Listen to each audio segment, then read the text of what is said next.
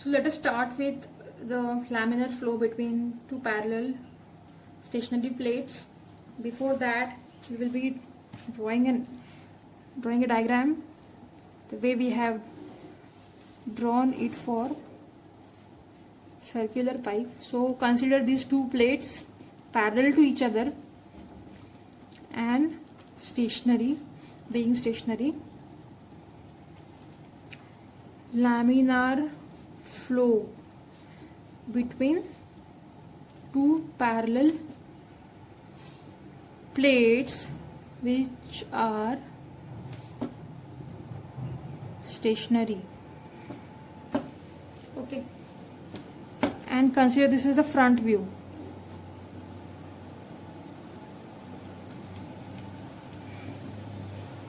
So now, if this is the direction of your laminar flow happening from left to right, and the distance between the two plates considered as a small t. Now consider a small elemental strip which is rectangular in shape in side view. This is your side view and this is your front view. So if you project it into the front view, its width will be equal to the width of the parallel plates, and the width of the parallel plates has been considered as unity, that is 1. The width of the parallel plates or the width of the elemental strip, rectangular elemental strip, is considered as unity or 1, and the thickness of this rectangular strip is considered as dy.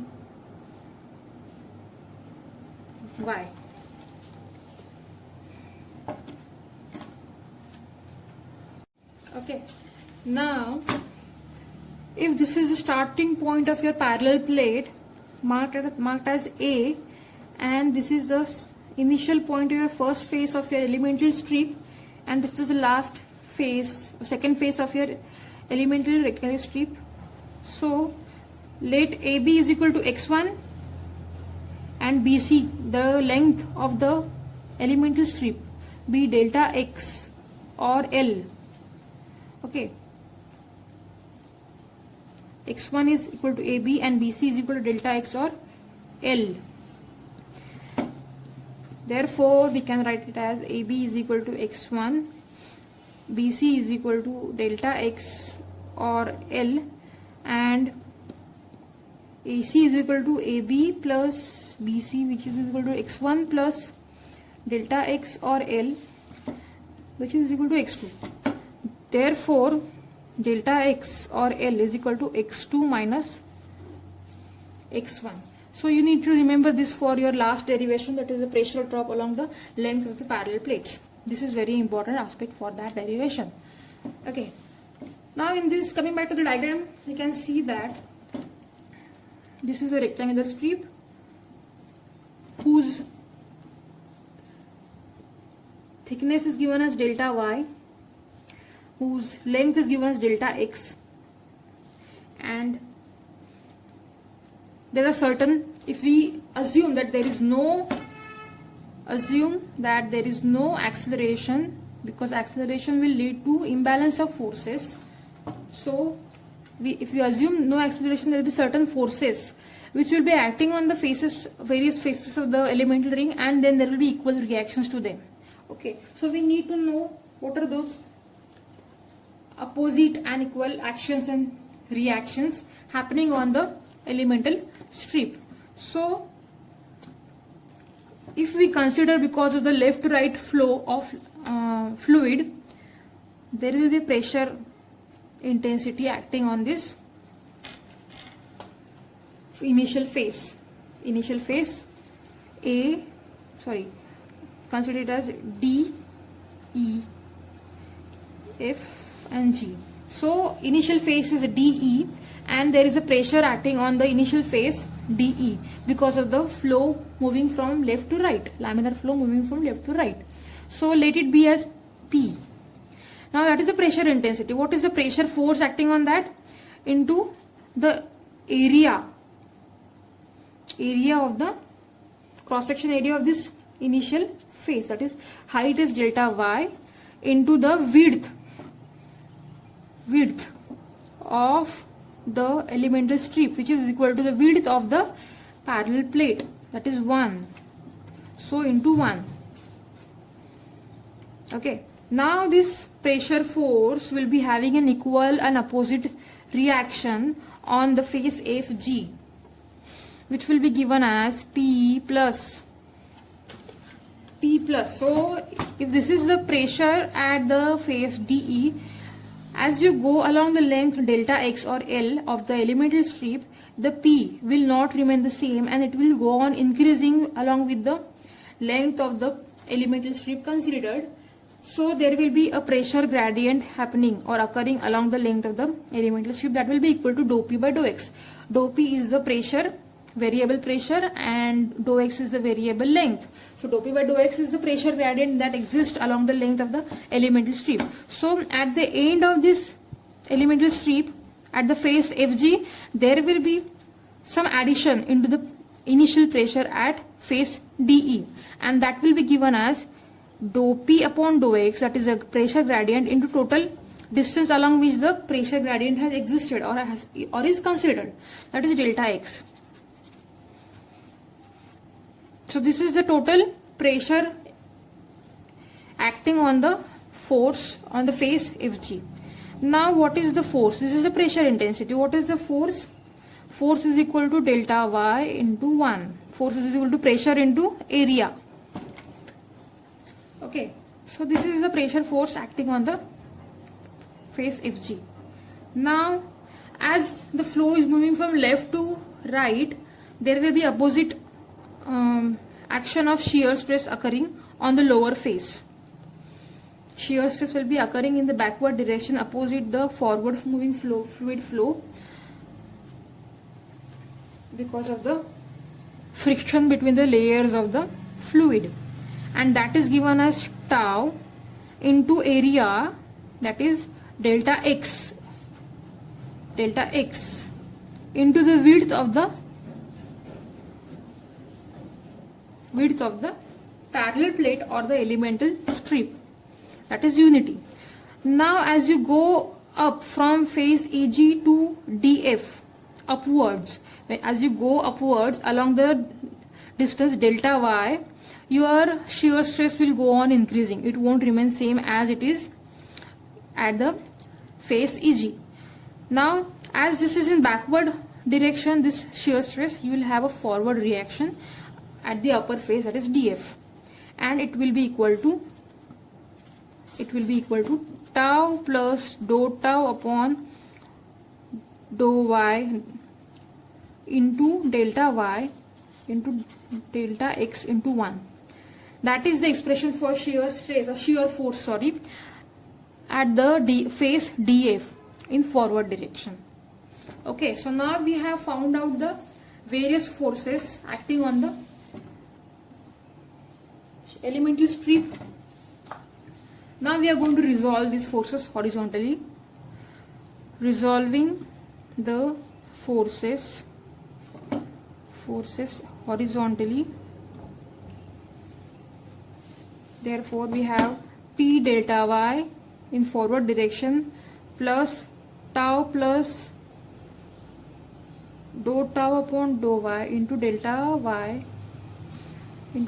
x is equal to tau delta x in backward direction plus P plus dou P by dou x delta x into delta y in backward direction.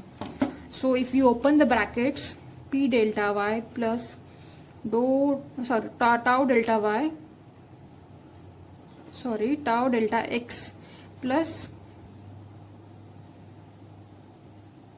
dou tau upon dou y delta x delta y is equal to tau delta x plus P delta y plus dou P upon dou x delta y.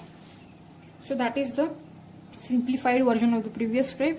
So we can subtract P delta y and dou tau delta x from both the sides. So we are left with dou tau dou y delta x delta y is equal to dou p dou x delta x delta y get cancelled.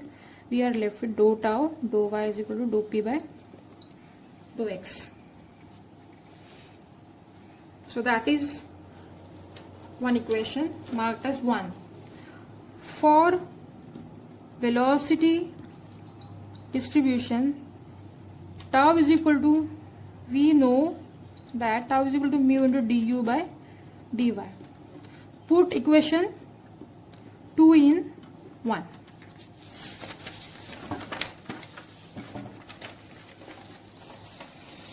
Therefore, what do we get is dou p by dou x is equal to dou upon dou y into mu into du by dy. Therefore, dou p by dou x is equal to dou square upon dou square u upon dou y square into mu. Therefore, dou square u upon dou y square is equal to 1 upon mu into dou p by dou x. Therefore, if we go on integrating with respect to y, we get u is equal dou u upon dou y is equal to 1 upon mu dou p by dou x into y plus c1. 1 upon mu and dou p by dou x are constant. Further, second integration will give you u is equal to 1 upon mu dou p by dou x into y square upon 2 plus c1 y plus c2. So we get two integration constants c1 and c2 now, and now we are required to find out the value of these two integration constants c1 and c2. For c1 and c2 values, apply boundary conditions. When your y is equal to 0, u is equal to 0, and y is equal to t, u is equal to 0. That is, if you start applying the conditions from the bottom, you can say that as there is friction exerted by the pipe surface at the two pipe surface locations, the velocity at the pipe surface will be equal to 0, and at the center, as there is no friction exerting any retardation on the fluid flow, there will be maximum velocity at the center. Therefore, as your y is equal to 0 at the bottom of the at the surface of the bottom plate, your u is equal to 0, and when you go upwards vertically, when that is u is equal to t, full t, the distance between the two parallel plates, u is equal to t, y is equal to t, your u is equal to again 0.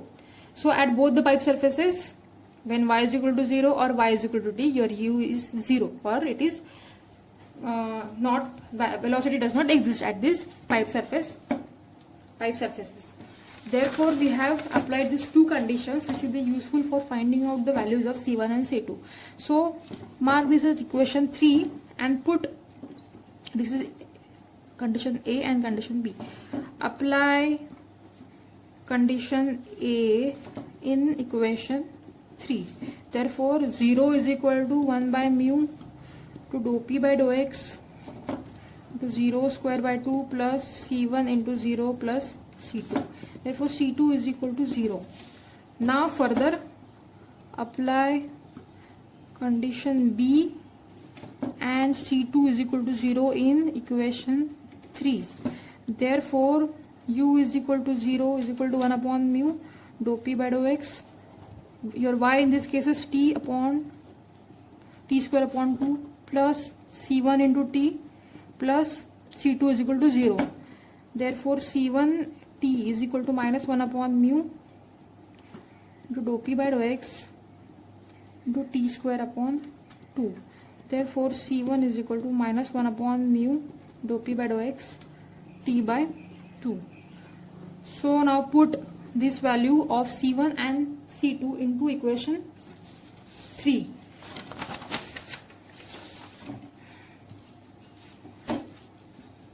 Put values of c1 and c2 in equation 3. therefore u is equal to 1 upon mu dou p by dou x y square by 2 plus minus 1 upon mu dou p by dou x into t by 2 into y plus 0. Therefore u is equal to 1 upon 2 mu into dou p by dou x y square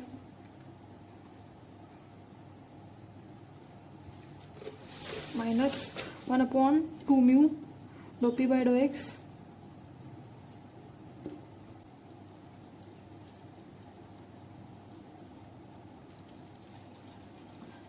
this u.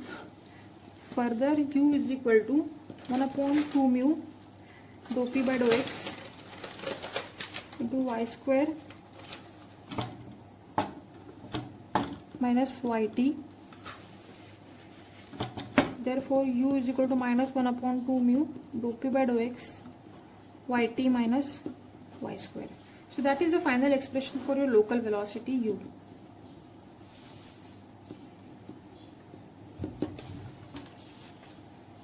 Where your 1 upon 2 mu dou p by dou x and t are constant, therefore u varies with y square, and therefore velocity distribution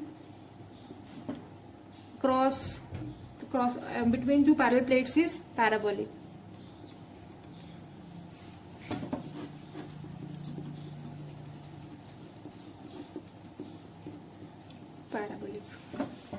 Now next we have to find out the ratio of u max to u bar. Now u is equal to u max. Local velocity is equal to u max when your y is equal to t by 2, that is at the center point. Center point you have u max, and at y is equal to t and y is equal to 0, it is velocity is equal to 0, and y is equal to t by 2, velocity is equal to u max at the center. Therefore, as we have expression for local velocity as u is equal to minus 1 upon 2 mu into dou p by dou x into yt minus y square. Put these conditions into this equation, you get u max is equal to minus 1 upon 2 mu minus dou p by dou x into t square upon 2 minus t square upon 4. Therefore u max is equal to minus 1 upon 2 mu upon dou p by dou x into t square by 4. Therefore u max is equal to minus 1 upon 8 mu dou p by dou x into t square. That is the expression for u max for parallel plates, laminar flow between two parallel plates which are not moving. Mark this as equation 4. Now we already know the value of u max. We need to find out u bar. For finding out the ratio of u max to u bar, the u bar is given as total flow between two parallel plates upon cross section area between two parallel plates.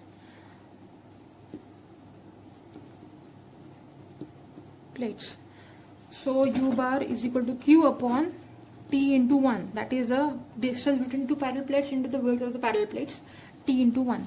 Now for q, we don't know the q flowing between two parallel plates as the velocity is not constant across the entire cross section of the flow area. Therefore we need to find out the flow for the elemental strip, that is given by dq is equal to local velocity into cross section area of elemental strip of thickness dy. So now u is given by minus 1 upon 2 mu into dou p by dou x into yt minus y square into dy into 1.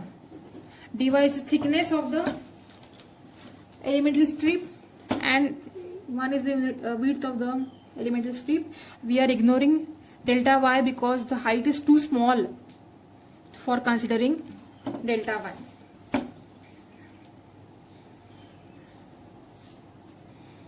Now dq is equal to dq upon dy is equal to minus 1 upon 2 mu into dou p by dou x into yt minus y square. Now integrating with respect to y from 0 to t, integrating with respect to y from 0 to t, therefore dq upon dy is equal to integration of minus 1 upon 2 mu dou p by dou x into yt minus y square. For q is equal to minus 1 upon 2 mu dou p by dou x into y square upon 2 minus y cube upon 3. Therefore q is equal to minus 1 2 mu dou p by dou x into t cube upon 2 minus t cube upon 3. Therefore q is equal to minus 1 upon 2 mu dou p by dou x into t cube upon 6. Therefore q is equal to minus 1 upon 12 mu dou p by dou x t cube. That is the expression number 5. Okay. Now u bar is equal to q upon t into 1. Therefore minus 1 upon 12 mu dou p by dou x into t cube upon t into 1, which is equal to minus 1 upon 12 mu dou p by dou x t square, that is u bar. Now for u max upon u bar is equal to minus 1 upon 8 mu dou p by dou x t square upon minus 1 upon 12 mu dou p by dou x t square. So all these terms get cancelled. We are left with 12 upon 8, that is 4 upon 3. Okay, u max upon u bar is equal to 4 upon 3 for laminar flow between 3 by 2 for laminar flow between two parallel plates, that is 1.5.